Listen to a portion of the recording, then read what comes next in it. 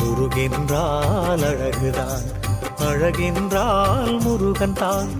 அறுபடை வீட்டில் அரசாளும் குமரன் தான். ஆறுமுகம் கொண்டே ஆறுதல் அளித்திடுவாய், ஏறுமையில் ஏறி வந்து ஏற்றம் கொடுத்திடுவாய். தேடி உனை நான் தொழுதா தேவையெல்லாம் தீர்த்திடுவாய்.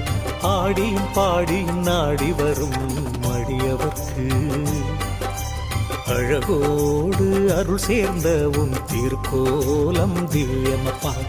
ஆடியும் பாடியும் நாடி வரும் அடியவர்க்கு அழகோடு அருள் சேர்ந்த உன் திருக்கோலம் திவ்யமப்பா.